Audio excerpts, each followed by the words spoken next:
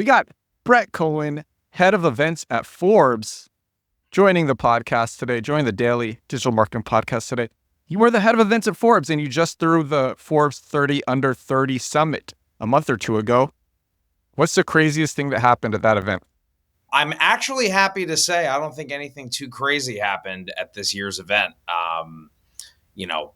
In like a negative way. I think the event generally ran really smooth this year, very well attended. So no salacious stories from this year's event, but no, it was awesome. We were in Cincinnati this year.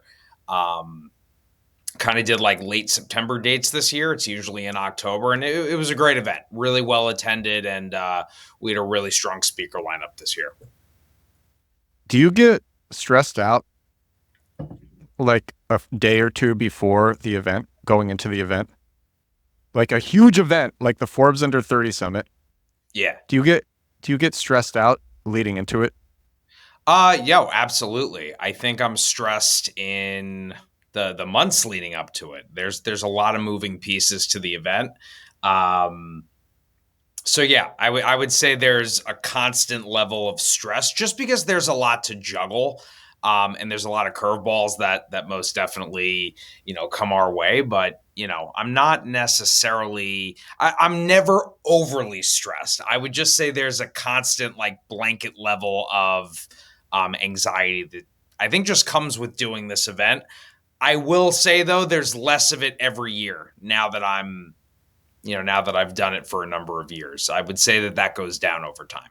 That's what I wanted to know because, I've thrown events all over New York City. And leading into the event, I'm always it's just stressful. There's so much stuff that can go wrong.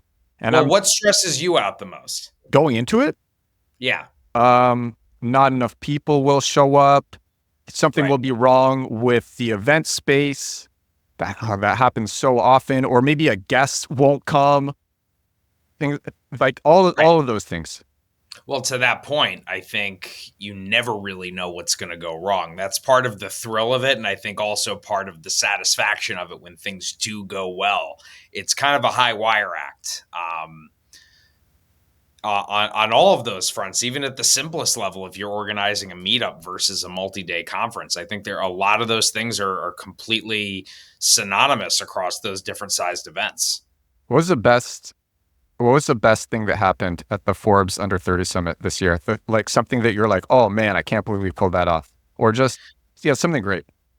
So we introduced a lot of pyro to the concert this year, which was a really cool, I think just, again, it has not much to do with the core of the event itself and entrepreneurship and business, but, I do think that our concert, which is really the kickoff moment for the summit, I think it does really help capture that energy and set it off on the right tone. A lot of the talent that we had for the concert this year, they had requested certain types of pyrotechnics for their show. A lot of times we'll say no to it just because our stage is set up a certain way. We're set up for 3 days of programming. We're not necessarily building this stage out for, just a concert. It's a minuscule of what's actually happening on that stage.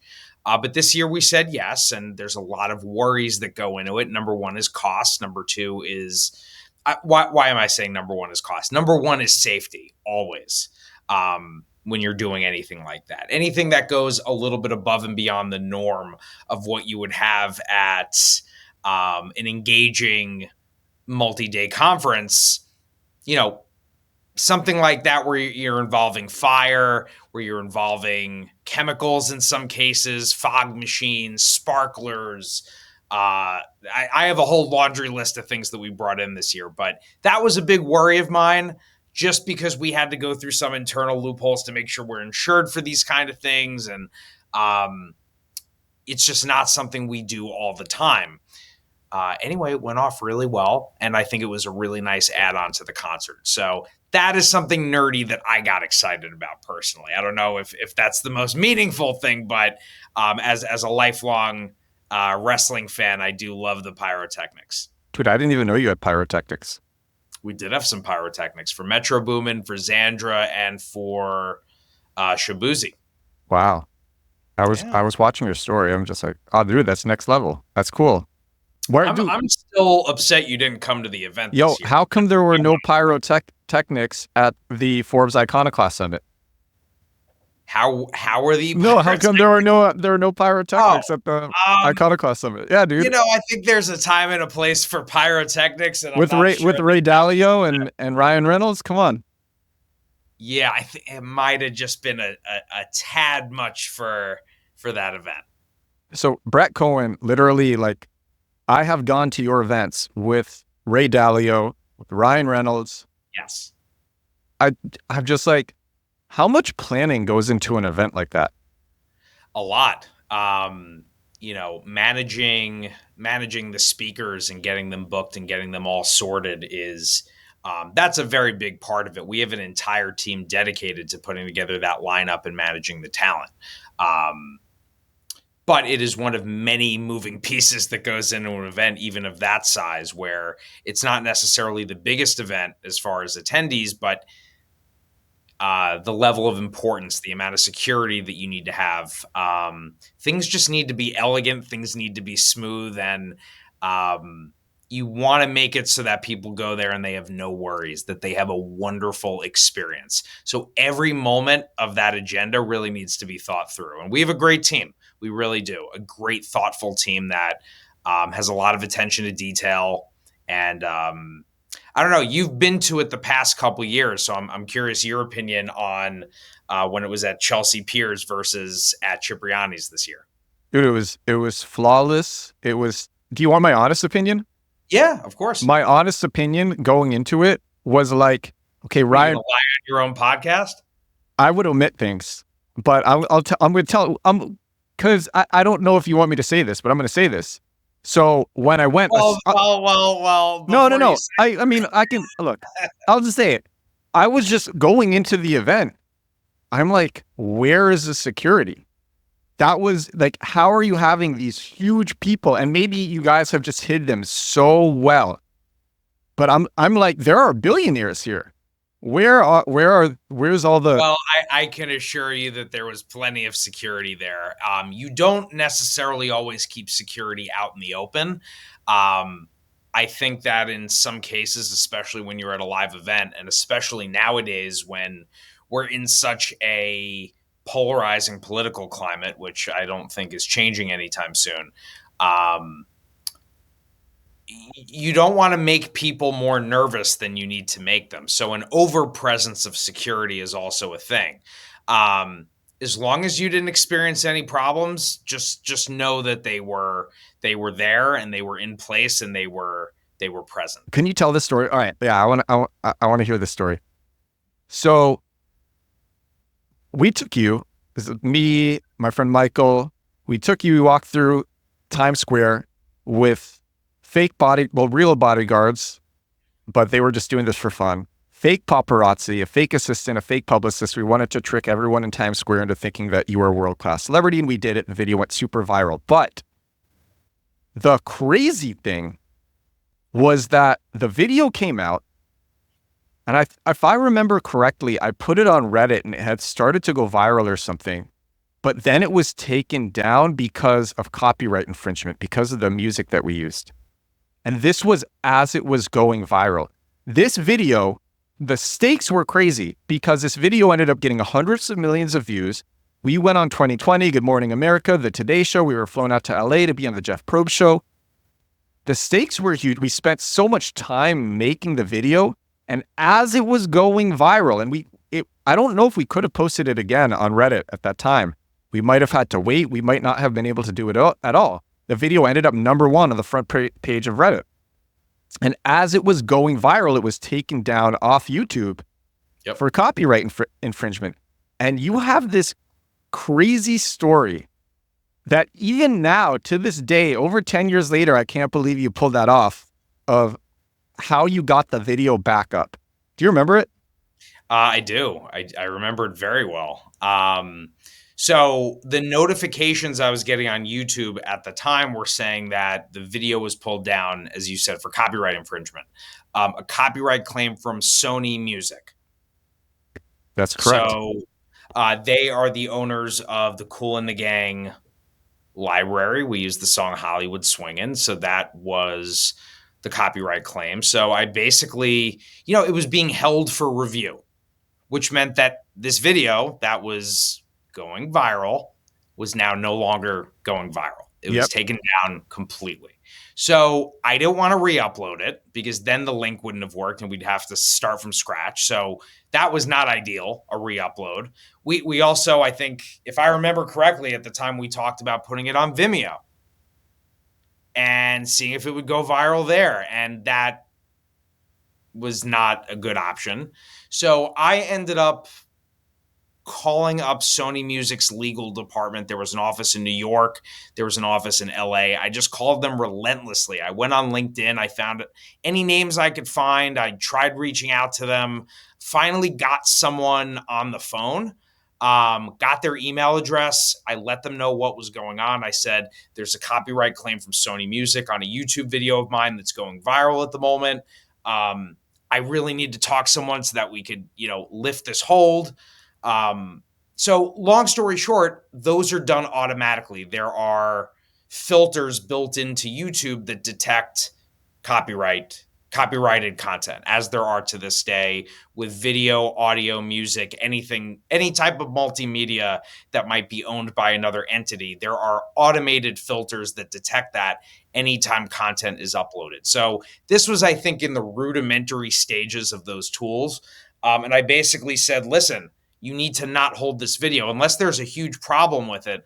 Let's talk about what needs to be done. So where the resolution was that, like, listen, I don't care if you guys are going to prevent me from monetizing the video, which, by the way, they did prevent us from monetizing the video. Fine, but let the video be up. And I followed up over email. I think in the follow-up email, I think I copied you and Mike. You had no idea what I was doing at the time, but I was relentlessly trying to get. It was going viral. This was in the process. You had a very short window to get this taken care of. Stopping all the momentum we had, so which was fucked up. So we kept checking, and I think I got a text from either you or Mike. The video's back up, and it was off to the races from there. Millions and millions of videos. Countless, views, countless TV appearances, many reshares years later. I still hear from professors at universities who showed the video to their course. It's an exercise in anthropology at the end of the day. That's what it was. And you could say the same about live events. So you are one of the most resourceful people that I know. Yes. Oh, thank you. I want to share another story. When me and Mike is someone who I've made a lot of videos with over the years. When we threw the Harlem Shake in Times Square and we had hundreds of people come and we almost got in a lot of trouble. One of the ways that we got so many people to come is I announced over Twitter that Bauer was coming, and Bauer was the person who made the Harlem Shake song. And I had spoken to Bauer on the phone, and I got his phone number because of you. And I didn't know this up until this point. I remember how I got it. You want to share this? If I remember correctly, we did a Whois lookup on his domain, and we found his apartment in Brooklyn, and his phone number was listed on the public domain listing. Yeah, we did a Whois lookup. Is that right? Yeah. And I just called him and I'm like, yo, we're doing the Harlem Shake in Times Square with 300 people.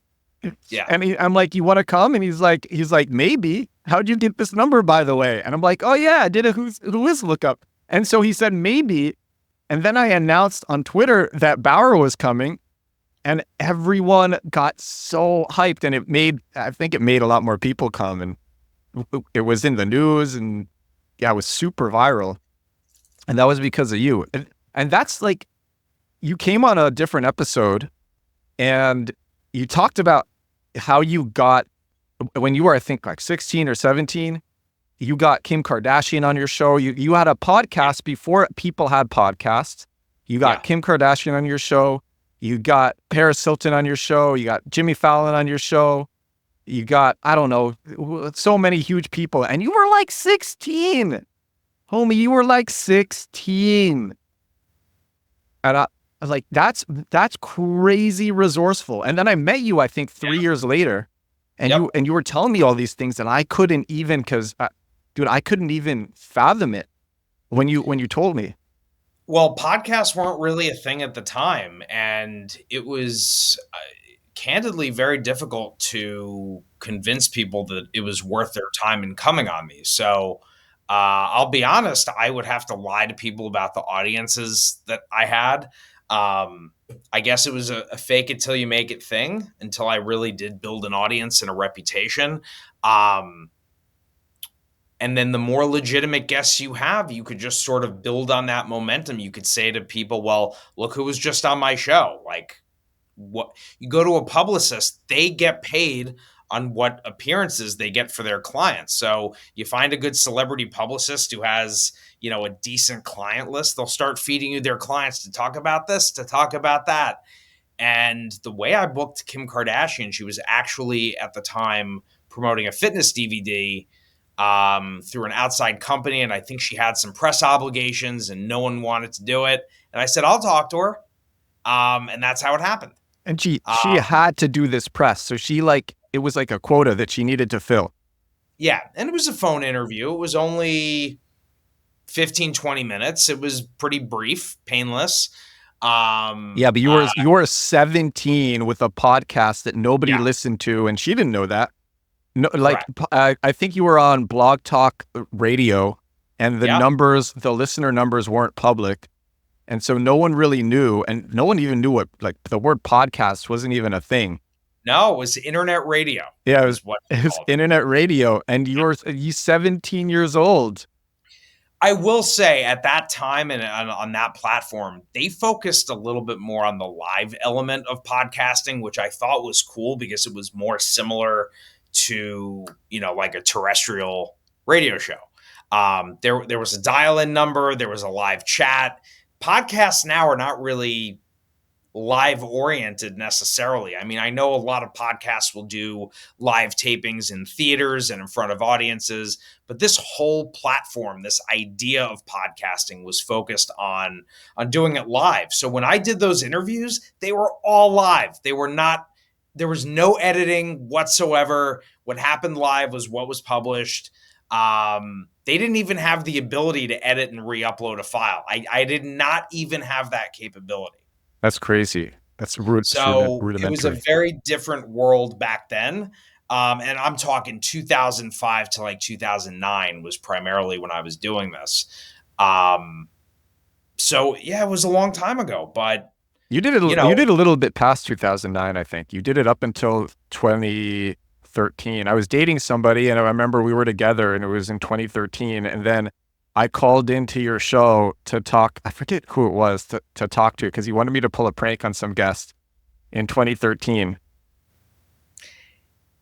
Yeah, I mean, I may have brought it back for. Okay. I always brought it back a few times. I don't know how Brett would always have huge guests on his podcast and do pranks on his guests.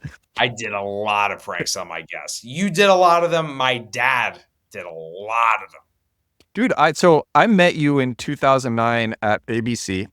Yep. During an internship, and I always thought that you were going to end up as a talk show host, because like when I met you, you sounded famous. You sounded like a famous talk show host, and we were sitting a few feet away from Regis Philbin, and I'm like, yeah, this guy's gonna be the next Regis, and I thought you were gonna end up a talk show host, and you had this podcast. You had this podcast with all these big people on it. Would you ever do another podcast? Would you ever do your own show? Yes, I would love to. Okay, so I have a question. If you did your own podcast, first of all, have you thought about it? Yeah, a lot. Yeah, really? Absolutely. How would you get listeners for it? Well, I would certainly talk to you about certain little tricks I could do to get some organic reach, but I would make sure that the content is, has a pretty consistent format, that we're promoting across social, and that the content is really good. I would have to, it depends on what it is. Am I just talking to camera? Am I having guests on? Is it a little bit of both, like what you do? I think the latter probably makes more sense at this point. But what I struggle with, apart from the just getting started, is where do I come into the conversation? And that's me just overthinking, which I do a lot. But what am I going to talk about? What would people be interested in hearing about from me specifically? Um, and then what do I want to get out of that? When I interview a guest, no matter who that is, what is my angle? What am I talking to them about? What is the purpose? And I just have to figure out an angle for my natural level of curiosity that I have. Because I think that'll be my entry point. So I have given it a lot of thought. I do think it'll happen at some point soon. But, I also want to make sure that my opinions can be shared in an unfiltered format where I don't have to worry about repercussions. Oh, okay. Too bad. Because I want to see the Brett Cohen podcast from 2009. I want that podcast. Yeah, and that could happen. Maybe I'll be a little bit more comfortable to be back on camera when I lose some weight. Dude, come on. That podcast would be crazy. Dude, come on, you're super skinny. What are you talking about? I'm not super Dude, skinny. you're like me. You look like me, dude. Come on. All right, one more story about having people see you. I think generally when you want to be seen, you have to kind of go to where the people are, and you have to you have to bait them the right way if you want to be seen, and that goes for a brand or product or for an individual. So you have to think about what is that thing that you're going to use to attract people to you and attract them to you all the time. That is a mindset that I kept in mind when we were doing fake celebrity pranks in New York City. In what can we do? Like, we went to where the people were. What could we do to attract attention to us and what we were doing in the most crowded few blocks of New York City? And I keep that mentality when I apply it to marketing, when you need to get eyeballs on something. It doesn't matter what it is. In the experiential world, you would apply that if you're doing a pop-up and you need to get foot traffic into where you're going. How do you make that attractive for people to stop into whatever the hell it is that you're doing? Think about that. What baits people in? Because I got to tell you, I'm not as hungry for those types of things as I used to be. If I'm walking and doing something and you want to detract me from getting from point A to point B, it's going to take a hell of a lot. So that's sort of a mentality that I apply to everything that I do and that I've ever done. Going back to the podcasting days and getting an audience, I was putting out press releases with all of my episodes. I was working with one of my colleagues to take clippings from my interviews and try to get them placement in People, New York Post. Like, I don't know if you remember that. I used to get a lot of press coverage back in the day for what I was doing. So whatever you're working on, whether it's a client project or it's something for yourself, think about how something like that can really make noise. And not necessarily just how others have made noise, but how can you make noise? And I think there's a lot of tools and resources at people's disposal now, including generative AI, that can really help you get started on strategizing those types of things if you're not necessarily experienced in its execution. Does that make sense? It does. Actually, I want to ask you, what's your take on press releases now in 2024? Oh, they're far less relevant now, but at the end of the day, do you still use them or know anyone who uses them, and how do they how do they Yeah, send them out? What absolutely. platforms do they use for them? Yeah, I mean, we put at Forbes, we put out press releases all the time. Comes down to the same thing. You need to talk about what it is that you're doing. A little different for us because we are a media company, so we have the ability to promote on our platforms things that we're doing. But I think at the end of the day, journalists still need to know they need things to talk about. They need to be teed up with information. Press releases are communication between newsmakers and the news. So I think that comes in a lot of different formats now. I think press releases are not necessarily antiquated. It is a means of communication, but I think there's a lot more ways now to make noise, and I don't think it always requires going through traditional media channels. I actually think those are decreasingly effective in a strategy. Yeah, for Their sure. For audiences are sure. going down. They're less relevant. Nightly news, people don't really watch anymore. The morning shows, people don't watch anymore. Our eyes are glued to our phones. So that's where I would be if I want to get eyeballs. Press releases are interesting to me only for getting SEO backlinks. And I've put out a lot of press releases before. And from my experience, press releases now only work if you are in a hot niche, because journalists are trying to find every story in that niche that they can and will be looking at press releases in that niche. That's when press releases work. Yep. From my experience. Yeah. Well, I mean, especially if you're going to a niche publication and they cover your, area, sometimes they're welcomed with open arms. It all comes down to the quality of what the content is. What I'm saying is, let's say you have a viral story and you put it out over prlog.org, but you don't actually send it to any journalists. You drop it on a press release service and you pay for the premium to have it distributed to journalists. So maybe you get like 800 hits or something. And it is a viral story, but you don't actually send it to journalists one-on-one. You don't email it to specific journalists. You just drop it on a press release service. Do you think it would still go viral? I don't think that was ever meant to be a way for things to go viral. Really? Yeah, no, absolutely not. I thought that's what those press release services like prlog.org are for. Oh, viral. No, those were around way before viral. Viral's something totally different. Viral is organic. This is the opposite of organic. This is pushing to traditional media.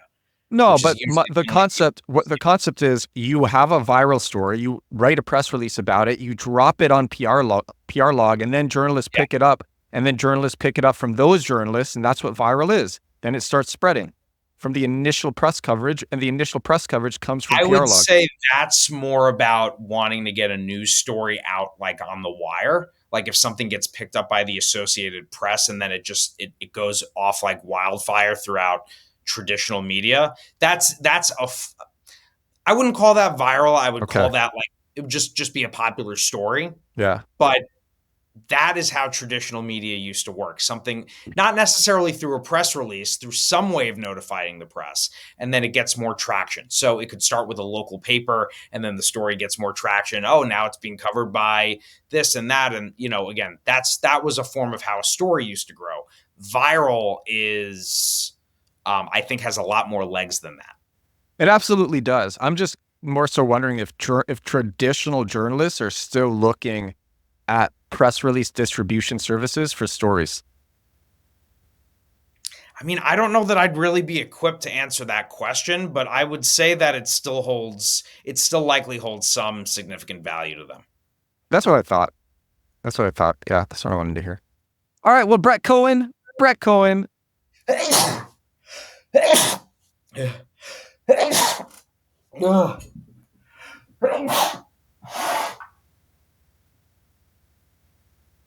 What? What'd you say? Brett Cohen, head of events at Forbes. What's your exact title at Forbes? Not that.